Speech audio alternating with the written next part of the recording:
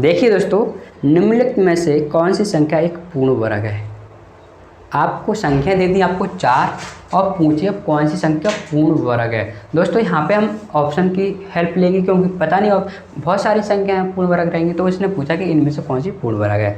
तो आइए दोस्तों, अगर आप इसको फैक्टर करोगे तो आपको 10 से 15-20 मिनट लग सकते हैं। तो हमें इतना टाइम नहीं रहता, तो हम कौन सा मेथड यूज करेंगे। सबसे पहले हम यूनिट मेथड यानी unit digit. Okay, unit digit यानी किसी भी संख्या का जब हम स्क्वायर करते हैं तो 1 आता है, अगर 2 का स्क्वायर करते हैं तो आपका 4 आता है, 3 का स्क्वायर यूनिट डिजिट ओके 9 आता है, 4 का स्क्वायर करते हैं तो आपका 6 आता है, 5 का स्क्वायर करते हैं दोस्तों 5 आता है, 6 का स्क्वायर करेंगे तो 6 आएगा यूनिट डिजिट, 7 का स्क्वायर करेंगे यूनिट डिजिट 9 आएगा, 8 का स्क्वायर करेंगे यूनिट डिजिट आपका 4 आ जाएगा, और अगर आपने 9 का स्क्वायर किया तो यूनिट डिजिट आपका 1 आएगा, और 10 का स्क्वायर किया तो यूनिट डिजिट आपका 0 आएगा। ओके, यानी किन्हीं भी संख्या का अगर आप वर्ग कर रहे हो, जो पूर्ण वर्ग आपकी संख्या बन रही है, उसका यूनिट डिजिट इनमें से ही होगा, इसके अलावा नहीं होगा। तो हमने देखा कि 3 यूनिट डिजिट था, तो 3 यूनिट डिजिट आ रहा था कि नहीं, तो आपको नहीं आ रहा था, तो ए ऑप्शन आपका नहीं होगा। तो ऑप्शन सही निकालने के लिए हमें गलत ऑप्शन देखने पड़ेंगे। तो पहला क्या हो गया, आपका गलत हो गया। दूसरा देखेंगे 4, तो 4 इसमें था, तो ये हो सकता है। दूसरा देखेंगे 9 इसमें भी था, तो ये भी हो सकता है। चौथा देखेंगे 8, तो 8 इसमें था, आप कहोगे नहीं, तो ये भी ऑप्शन आपसे हट गए। यानी कि यूनिट डिजिट ने इतनी हेल्प की कि 2 ऑप्शन हमने हटा दिए। अब बच्चे 2, अब इसमें से एक ऑप्शन आपको हटाना है, तो कैसे हटाएंगे।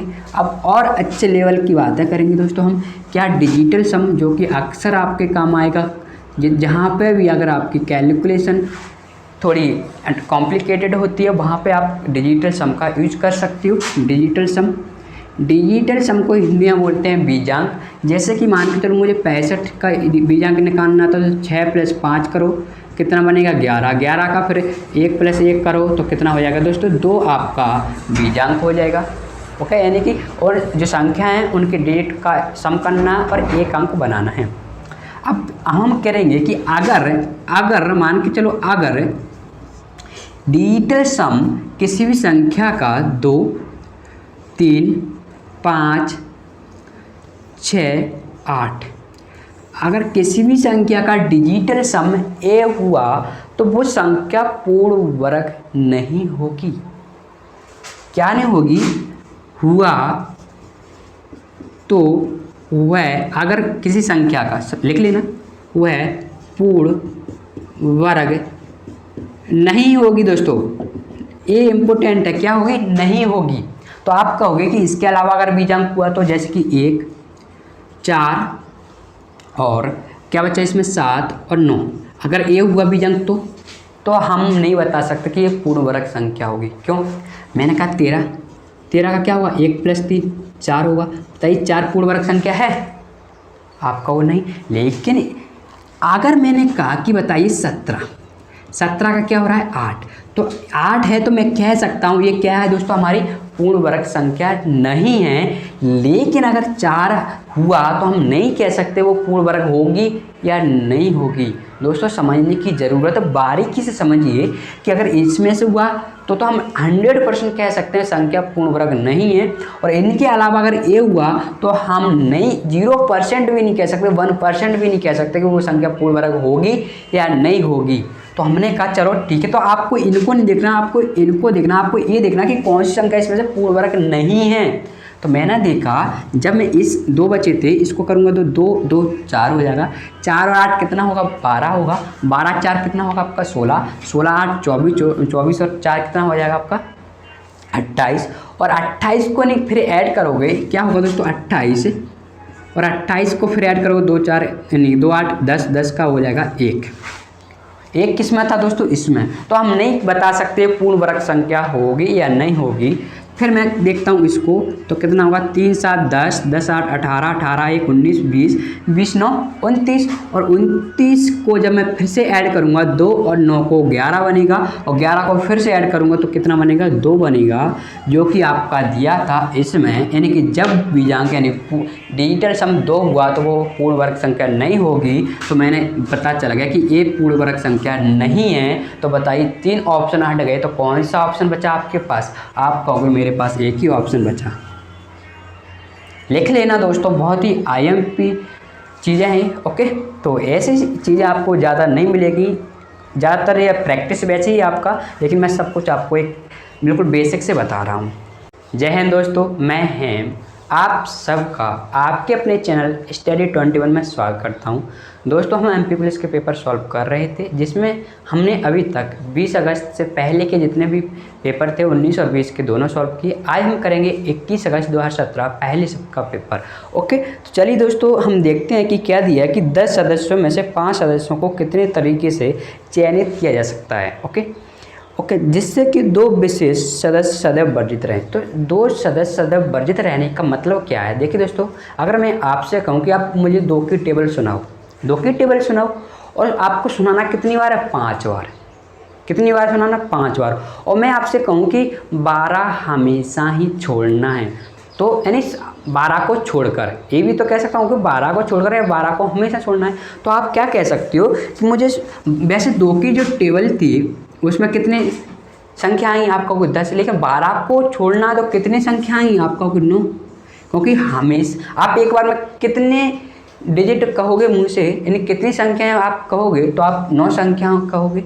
ओके, 2 4 8, लेकिन 12 को नहीं कहोगे। मैंने कहा 5 बार आप सुनाओ और 5 बार 12 को छोड़कर, तो आप कहोगे मैंने सुनाना तो है 5 बार, लेकिन 12 को नहीं सुनाना। ओके, ऐसे उसने कहा कि 10 सदस्य थे, 10 में से सदैव 2 को वर्जित रखना है, यानी कि अब आपको कितने लोगों में से सिलेक्ट करना है दोस्तों? 8 लोगों में से सिलेक्ट करना है, और 8 लोगों में से 5 लोगों को कितने तरीके से चयनित किया जा सकता है? जैसे कि दोस्तों हम किसी मॉनिटर को सिलेक्ट करते हैं तो वहाँ पे क्या होता है, कॉम्बिनेशन हम लगाते हैं। सिलेक्ट जब भी करें वस्तुओं को तो वहाँ हम कॉम्बिनेशन लगाएंगे, यानी क्या 8 व्यक्ति थे, 8 व्यक्ति में से कितने व्यक्ति सिलेक्ट करने हैं आपको? 5। तो 8 से 5, 8 में से 5 व्यक्ति सिलेक्ट करने हैं। आप कहोगे कि ये आ गए, यही तरीके, इतने ही तरीके से हम सिलेक्ट कर सकते हैं। मैंने कि नहीं, तो इसकी अनबॉक्सिंग करेंगे। कैसे होगी दोस्तों? 8 यानी 8 factorial, okay, 5 factorial into 8 minus 5, और फैक्टोरियल भी लगाना है। ओके, 8 5 8 माइनस 5, 8 व्यक्ति में से 5 व्यक्ति हम सिलेक्ट कर रहे थे। अब आप इसको भी क्या करेंगे, हम खोलेंगे, नहीं इसके अनबॉक्सिंग करेंगे। तो 8 फैक्टोरियल क्या होगा, मैं छोटे एग्जाम्पल से आपको समझाता हूँ। ठीक है, जैसे कि मुझे मान के चलो मुझे 4 फैक्टोरियल की वैल्यू निकालनी है, तो 4 फैक्टोरियल की वैल्यू होगी 4 इंटू 3 इंटू 2 इंटू 1। 3 फैक्टोरियल की वैल्यू होगी दोस्तों 3 इंटू 2 इंटू 1। 2 फैक्टोरियल की वैल्यू होगी दोस्तों 2 इंटू 1, और 1 फैक्टोरियल की वैल्यू होगी दोस्तों, 1 फैक्टोरियल की वैल्यू होगी आपकी 1। आपने क्या देखा? देखिए दोस्तों, जो मैथ होता है वो हमारे एक सीरीज में चलता है। ओके, किसी ना किसी सीरीज में जरूर चलेगा, क्रमागत हो, गुणोत्तर हो, यानी कुछ भी कुछ होनी चाहिए। तो मैंने कहा यहाँ पर क्या हो रहा है कि माइनस का 1 हो रहा है कि नहीं हो रहा है, और यहाँ पर क्या हो रहा है कि यहाँ पर 4 का डिवाइड हो रहा है। ठीक है, क्या हो रहा है दोस्तों? 4 का डिवाइड हो रहा है। ओके, यहाँ से फिर क्या हुआ कि माइनस के 1 फिर हुआ, और यहाँ पे क्या हो रहा है दोस्तों? 3 से डिवाइड हो रहा है। ओके, यहाँ पर क्या हुआ? माइनस का 1 हुआ, और यहाँ पे क्या हुआ दोस्तों? 2 से डिवाइड हो रहा है। हो रहा है कि नहीं हो रहा है? अगर मैंने इसमें से माइनस का 1 किया तो कितना आएगा दोस्तों? 0 फैक्टोरियल आएगा। और अगर मैंने इसमें 2 के बाद 1 से डिवाइड करूँगा और 1 में 1 का डिवाइड करूँगा तो कितना आ जाएगा दोस्तों? 1 आ जाएगा। तो 0 फैक्टोरियल की वैल्यू क्या होती है दोस्तों? 1 होती है। आपको याद रखना है, क्योंकि अगर 8 में से 8 व्यक्ति आप सेलेक्ट करोगे तो 8 माइनस 8 आएगा। 8 माइनस 8 यानी 0 फैक्टोरियल, 0 फैक्टोरियल यानी 1।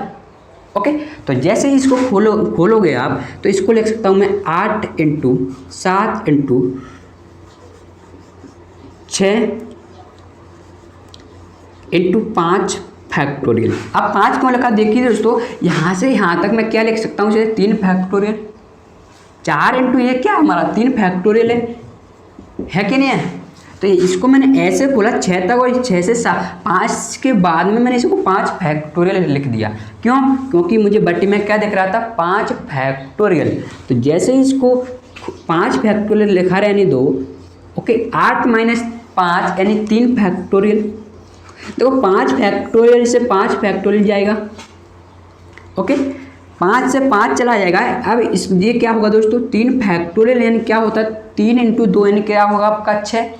इसकी जगह मैं 6 लिख सकता हूँ, और 6 से 6 काटेंगे तो क्या बचेगा 1, और क्या बचा 8 और 7 यानी कितने तरीके हो गए दोस्तों, 56।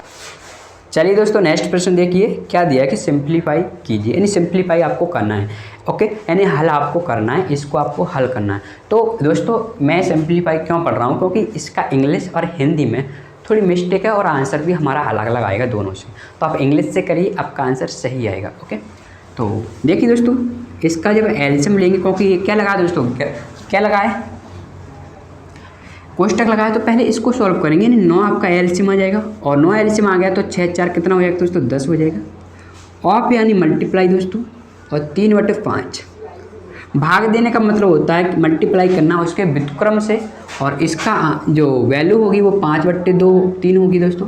5/3 से भाग दे रहे हैं, यानी मल्टीप्लाई करेंगे दोस्तों 3/5 से, इंटू इसको लिखेंगे 5/4 माइनस 1/3। देखिए दोस्तों 5 से इसको काटेंगे 2 बार जाएगा, 3 त्रिक 9, 3 त्रिक 9, ओके, 5 से 5 जाएगा, ओके, इससे इसको काटेंगे तो 2, यानी कि क्या बचा, सिर्फ 1/2 बचा। 1/2 माइनस 1/3, इसको सब सॉल्व करोगे आप तो एलसीएम तो 6 आ जाएगा, इस 3 और 2 यानी कि 1 बचेगा, 1/6 क्या होगा आपका आंसर होगा। इसको आप सॉल्व कर लेना, आशा छोटी छोटी कैलकुलेशन आपको आनी चाहिए। चलिए दोस्तों नेक्स्ट प्रश्न देखिए कि महेश एक दुकान से 654 रुपये में एक कमीज खरीदता है, ओके, बिक्री कर की दर 9%। यानी बिक्री कर क्या होता है दोस्तों, देखिए दोस्तों हम दुकानदार के पास गए, दुकानदार से हमने एक कमीज निकलवाई, उसने बताया 100 रुपये। तो हमने उससे पूछा क्या इसमें जीएसटी भी है, वो कहा ना भाई ना, जीएसटी तो ये तो 100 रुपये मेरे हैं, जीएसटी तो इस पर लगेगी 9%। आपको कितने देने पड़ेंगे दोस्तों, 109 रुपये। जिसमें से 9 रुपये कौन ले जाएगा दोस्तों, जीएसटी यानी कि सरकार ले जाएगी, और 100 रुपये किसके भी पास जाएगी, जिसने वो वस्तु बनाई थी, यानी कमीज बनाई थी, जो सेल कर रहा है वो उन लोगों में बटेगा, ओके। तो हमने क्या देखा कि अगर 100 रुपये की उसकी जो मूल कीमत थी, दुकानदार की जो कीमत थी 100 रुपये होगी, ओके, 100 रुपये होगी, तो बताइए वो कितने रुपये में हो जाएगी जीएसटी सहित, क्योंकि 9% क्या दोस्तों आपकी जीएसटी है कि नहीं है।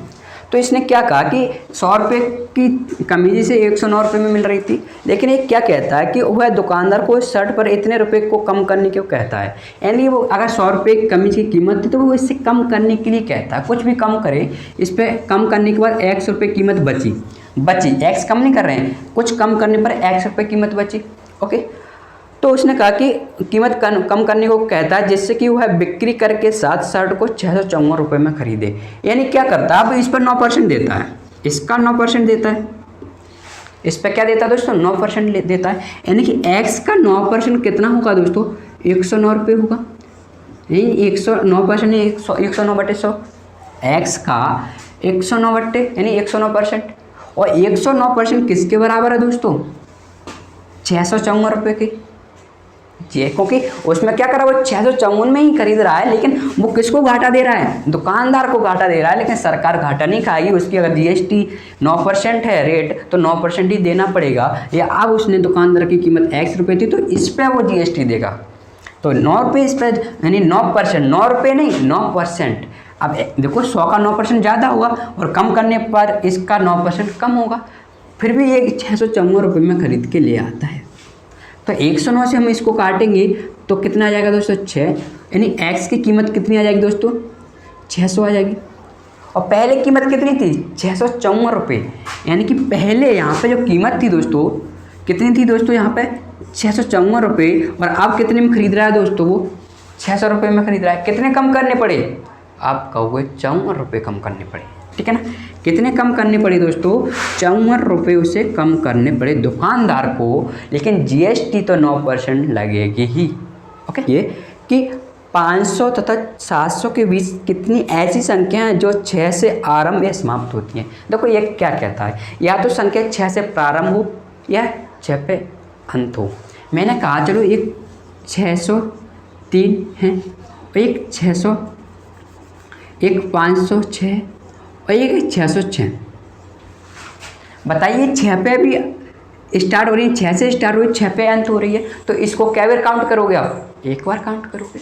तो मैंने कहा चलो ठीक है, 500 से मुझे कहाँ तक बतानी थी दोस्तों, 700 तक संख्या बतानी थी, जो या तो 6 से स्टार्ट हो या 6 पे अंत हो, या 6 से स्टार्ट हो रही है और 6 पे अंत हो रही है, उसे एक बार आपको लेना है। तो मैंने कहा चलो ठीक है, यहाँ से तो ठीक है, लेकिन जब मैं 599 तक संख्याएँ निकालूंगा तो बताइए यहाँ से यहाँ तक, बताइए यहाँ से जब 500 से 599 तक जाऊँगा तो संख्या 6 से स्टार्ट तो होगी नहीं। 500 से 599 तक संख्या 6 से स्टार्ट होगी नहीं, होगी ना।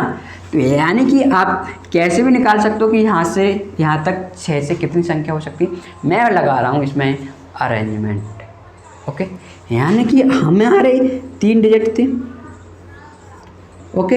पहले पर मैं 5 ही रखूँगा, पहले पे मैं 5 ही रखूँगा, दूसरे पे मैं 0 रख सकता हूँ, 1 2 3 4 5 6, क्योंकि 566 क्या है हमारी एक ही संख्या है, हमें तो लास्ट डिजिट 6 चाहिए, बीच में कुछ भी हो।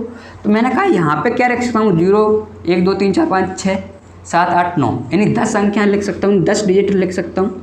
और मुझे यूनिट डिजिट क्या चाहिए, ओनली 6 चाहिए, तो यहाँ पे क्या लिख सकता हूँ, मैं एक ही डिजिट लिख सकता हूँ। और संख्या बनानी है तो तीनों डिजिट आपको लेने पड़ेंगे, और जब तीनों डिजिट लेने पड़ेंगे और की स्थिति बनेगी तो क्या करेंगे दोस्तों, मल्टीप्लाई करेंगे, और या की स्थिति बनती है तो प्लस करते हैं। तो कितनी संख्या होंगी दोस्तों आपकी, 10 संख्या यहाँ से डायरेक्ट निकल आए, ओके। अब यहाँ से यानी कि 600 से स्टार्ट होगी संख्या और कहाँ तक जाएगी आपकी, 699 तक जाएगी कि नहीं जाएगी। तो 600 से 699 तक जा रही है। आप क्या देखो कि सभी 6 से प्रारंभ हो रही संख्या, तो अब इसमें 606 आएगी, उसको वो भी तो 6 से प्रारंभ हो रही है ना, तो एक ही बार काउंट करूँगा। तो मैं जितनी भी संख्या होंगी 600 से 699 तक, वो सभी संख्या 6 से प्रारंभ होंगी। तो आप तो ये देखना कि कितनी संख्या है यहाँ पे, कितनी संख्या है। तो आप कहोगे कि 1 2 3 डिजिट थे, पहले मुझे 6 से ही स्टार्ट करवाना है, नहीं 6 1, दूसरे पे मैं कुछ भी रख सकता हूँ, 1 2 3 4 5 6 7 8 9 0, तो यानी 10 यहाँ पे लिख सकता हूँ। अभी यहाँ पे भी 6 भी तो ले सकता हूँ, क्योंकि 606 यानी रिपीट कर सकते हैं, तो यहाँ पे भी 10 लिख सकता हूँ। और संख्या बनाना है यानी कि तीनों डिजिट लेना पड़ेंगे, तो और की स्थिति बनेगी, और की स्थिति यानी कि 100 संख्या बनेगी। आप डायरेक्ट भी निकाल सकते हो, ठीक है, क्रमागत श्रेणी आपकी बन रही है, आप निकाल सकते हो। तो 10 और 100 कितनी संख्या होगी, 110। देखिए दोस्तों नेक्स्ट प्रश्न में क्या दिया कि 200 मीटर लंबी एक ट्रेन है, यानी कोई एक ट्रेन है जिसकी लंबाई दोस्तों 200 मीटर है, जो कि 60 मीटर प्रति सेकंड की चाल है। यानी किस चाल से जा रही है दोस्तों, 60 मीटर प्रति सेकंड।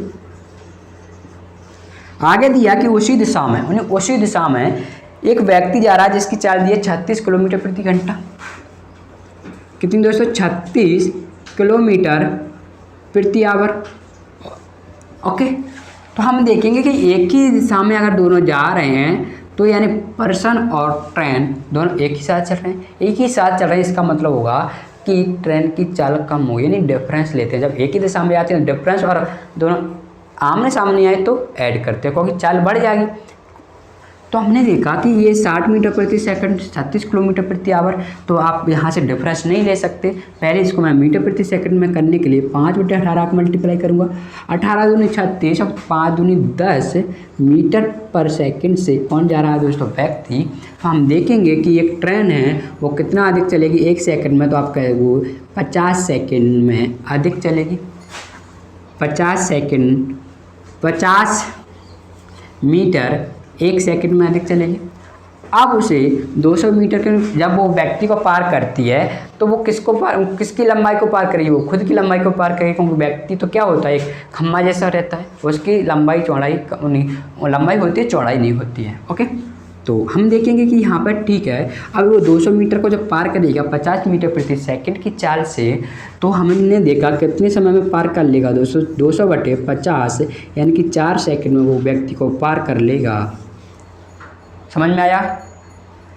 स्पीड दी थी इतनी, पर्सन की इतनी दी थी, पहले मीटर प्रति सेकंड में किया, एक ही दिशा में जा रहे थे, दोनों की सापेक्षिक चाल यानी कि डिफरेंस लिया, और जब व्यक्ति को पार करेंगे तो वो खुद की डिस्टेंस को चलेगी, खुद की डिस्टेंस दी थी 200 और डिफरेंस कितना था 50, तो हमने यहाँ पर टाइम निकाल लिया, कितना आ गया 4 सेकंड। ओके, नेक्स्ट प्रश्न देखिए कि प्रथम 5 आवाज़ संख्याओं का औसत कितना होगा। देखिए दोस्तों, आवाज़ संख्याओं का कोई भी ट्रिक नहीं होती एवरेज निकालने की, तो हमें डाट ऐड ही करने पड़ेंगे 2।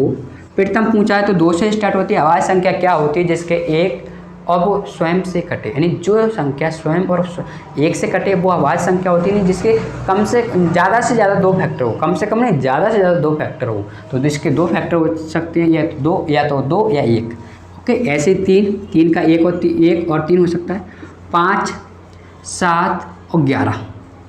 5 संख्या पूछी थी तो हमने कहा आवाज़ संख्या प्रथम यही है, इनकी कोई भी ट्रिक नहीं है, आपको ऐड ही करना पड़ेगा, और 1 2 3 4 5 संख्या थी, 5 से क्या करना पड़ेगा, आपको डिवाइड करना पड़ेगा। ठीक है, बस इतना कर सकते हैं हम कि जब हम इनका योग करेंगे तो 5 हो रहा है और 5 इनका योग हो रहा था, इन दोनों का योग करेंगे तो 18 ही हो रहा था, यानी कि ऐड कुछ अच्छे से कर सकते हैं। तो इनका योग 10 10 और 18 28, यानी 28 बटे 5 कितना हो जाएगा दोस्तों, 5 25 यानी 3 बटे 5, 5 सही 3 बटे 5 एवरेज हो जाएगा। ओके, नेक्स्ट प्रश्न देखिए दोस्तों, क्या दिया कि 30 से 50 के बीच सभी आवाज़ संख्याओं का औसत क्या होगा, यानी ऐसा ही प्रश्न था, यहाँ पे 30 और 50 के बीच आवाज़ संख्याओं का एवरेज आपसे पूछा था, तो आप एवरेज निकालिए। पहली संख्या होगी 31, फिर होगी आपकी 37, फिर होगी 41, फिर होगी 43, फिर होगी 47, सबको योग कर देना और कितनी संख्या 1 2 3 4 5 सबसे डिवाइड कर देना, आंसर आ जाएगा ऐसे। देखिए दोस्तों, क्या दिया प्रश्न में कि एक शेख की संपत्ति में उसके बच्चों के हिस्से का अनुपात दिया है। क्या अनुपात दिया दोस्तों, यानी कि 3 बच्चे थे, B1 B2 और B3। ओके, इनका जो हिस्सा था उसका अनुपात दिया था, पहले का 2:3। अब पहले का वो दूसरे का वो हमें नहीं पता, लेकिन दिया तो था किसी न किसी का। दूसरे का दिया था 1/2, तीसरे का दिया था दोस्तों 3/5। तो देखो दोस्तों, ये आपका थोड़ा फ्रैक्शन में रेशियो है, फ्रैक्शन को आप एक सरल रूप में बनाओगे तो कैसे बनाओगे, हमें हर से संख्याएं हटानी पड़ेंगी, और हर से संख्या हटानी पड़ेंगी इसका मतलब होगा कि ऊपर किसी संख्या का मल्टीप्लाई करना होगा, तभी तो नीचे से कोई संख्या हटेगी। तो हमने कि संख्या किससे मल्टीप्लाई करें, तो हम रेशियो किसी भी संख्या से मल्टीप्लाई कर सकते थे, यानी कि हम कम से कम किस छोटी छोटी संख्या से डिवाइड करेंगे, छोटी छोटी संख्या किस डिवाइड नहीं सॉरी मल्टीप्लाई करेंगे, तो मल्टीप्लाई क्या होगी, 3 2 5 का एलसीएम। ओके, तो 3 2 5 का एलसीएम होता है दोस्तों 5 दूनी 10 10 30 होगा। यहाँ पर तीनों की तीनों से आवाज़ संख्या आती है, इसलिए मल्टीप्लाई करने पर उनका एलसीएम आ रहा है। कभी क्या होगा, यहाँ पर 15 दे देगा तो यहाँ पर 3 और 15 का एलसीएम 15 ही होगा, तो अभी 30 ही जाना है। ठीक है, आप क्या करते हो कि इनका मल्टीप्लाई कर देते हो, सब कम नहीं करना, आपको एलसीएम निकालना है, क्योंकि एलसीएम भी आपको पढ़ना पड़ेगा, ऐसा नहीं कि अलग से सोचना पड़ेगा, एलसीएम आपको पढ़ना पड़ेगा, एलसीएम भी आता है। तो इनका जब हम मल्टीप्लाई करेंगे 30 का, तो 30 का सब जगह मल्टीप्लाई करेंगे, बताइए करेंगे कि नहीं करेंगे। तो 30 का मल्टीप्लाई करेंगे तो 10 बचेगा, और 10 का 2 में मल्टीप्लाई करेंगे 20, कितना बचेगा 15 बचेगा, 15 लिखेंगे यानी 1 पे मल्टीप्लाई करेंगे, इससे इसको काटेंगे तो 6 और 6 18, आपका रेशियो ये आ गया। अब आगे बढ़िए, क्या दिया है कि अधिकतम और न्यूनतम हिस्से के बीच 15 मिलियन अरबी दिनार का अंतर है, यानी एक सबसे मैक्सिमम और मिनिमम। तो आपका होगा मैक्सिमम कितना दोस्तों 20 है, और मिनिमम क्या है दोस्तों 15 है। इनका अंतर दिया दोस्तों कितना 15 मिलियन अरबी दिनार, यानी कि वैसे अंतर दिया था 5 रेशियो, और इसकी जो वैल्यू दी थी दोस्तों वो दी थी 15 मिलियन, जो भी हैं आपके अरबी दिनार हो सकते हैं, रुपये हो सकते हैं, कुछ भी हो सकते हैं, मिलियन अरबी दिनार। ओके, एक रेशियो की वैल्यू होगी दोस्तों यहाँ से 3 मिलियन दिनार। ओके, पूछा क्या है कि उसका हिस्सा बताइए जो कि ना तो अधिकतम हिस्सा प्राप्त किया है ना ही न्यूनतम, यानी बीच का। तो आपका इसने अधिकतम इसने न्यूनतम, तो बीच का कौन है दोस्तों? 18 है। तो मैंने कहा एक रेशियो की वैल्यू 3m है, तो बताइए 18 के लिए मैं 18 का मल्टीप्लाई कर दूंगा तो कितना हो जाएगा दोस्तों? 18 मिलियन अरबी दिनार आपका आंसर हो जाएगा। नेक्स्ट प्रश्न देखिए दोस्तों, क्या दिया है कि एक व्यक्ति एक बाइक 50,440 रुपये में खरीदता है जिसमें बिक्री कर भी शामिल है, यानी जो रुपये दे रहा है 50,440 उसमें बिक्री कर भी शामिल है, और दे दिया कि यदि बिक्री कर की दर 4% है तो बताइए वास्तविक मूल्य ज्ञात कीजिए। यानी कि दुकानदार का जो रेट है वो क्या है? दुकानदार के पास अगर कोई कार थी, उसकी कीमत 100 रुपये थी, हम कार लेने गए, उसे कार दे दे 100 रुपये निकाल के दिया उसे, तो वो कह रहा नहीं आपको जीएसटी देनी पड़ेगी, सरकार को मुझे देनी पड़ेगी, आप मुझे दो मैं सरकार को दूंगा। तो वो कहता है रेट क्या चल रहा है? तो रेट चल रहा है दोस्तों जीएसटी का 4%, यानी कि 4 रुपये और एक्स्ट्रा देने पड़ेंगे आपको। जीएसटी सहित कितने रुपये देने पड़ेंगे? 104 रुपये। और 104 की वैल्यू क्या दी है दोस्तों? इसमें 50,440 रुपये दी है, यानी क्योंकि जो 50,440 वो बिक्री कर सहित है, यानी 104 की वैल्यू क्या दी है दोस्तों? आपको 50,440 रुपये में दी है। ओके, अब पूछे किसकी है दोस्तों इसमें? तो बताइए बाइक का वास्तविक मूल्य ज्ञात कीजिए, यानी कि आपको इसकी कीमत पूछिए। तो आप क्या करिए, जब कीमत आपको निकालना है, 100 की वैल्यू निकालना है, तो क्या करोगे आप? 50,440 आपकी वैल्यू दी थी किसकी दोस्तों? 1004 की, और 100 की वैल्यू आपको निकालनी थी, 100 से आप मल्टीप्लाई कर दो। ठीक है, एक क्या आ गई दोस्तों आपकी? दुकानदार या मूल्य कीमत हम कह सकते हैं, दुकानदार की कीमत।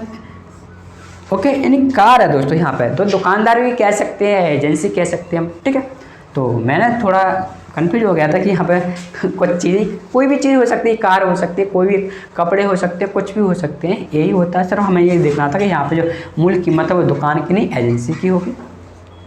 अब देखिए बाइक का वास्तविक मूल्य ज्ञात करें, तो हमने यहाँ से हम इसका आंसर निकाल सकते हैं दोस्तों, कैलकुलेशन आप कर लेना। नेक्स्ट प्रश्न देखिए दोस्तों, क्या दिया कि एक परीक्षा में 3 अनुभाग हैं A, B, C, और परीक्षा को उत्तीर्ण करने के लिए कुल अंक का न्यूनतम 40% लाना अनिवार्य है। एक परीक्षार्थी को अनुभाग A में, यानी कि A में, और B और C कोई अनुभाग थे। A था वो 120 में से, यानी कि अनुभाग A में 120 में से 84 अंक मिले, यानी कि 120 में से कितने मिले दोस्तों? 84 मिले। और कहा, और आगे क्या दिया कि B में से, यानी 150 में 40 मिले, यानी कि B में 150 का था, इसमें से 40 मिले।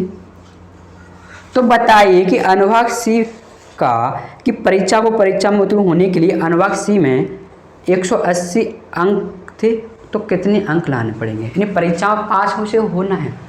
तो मैंने कहा कि इसमें कितने दोस्तों आपके 180 थे, और 180 में कितने अंक उसे लाने पड़े कि वो पास हो जाए? तो उसने क्या कहा था कि पास होने के लिए उसे न्यूनतम अपने कुल अंकों का 40% लाना है। तो कुल अंक यहाँ पर कितने हैं? तो आप क्या करोगे? कुल अंक के लिए सबको ऐड करोगे।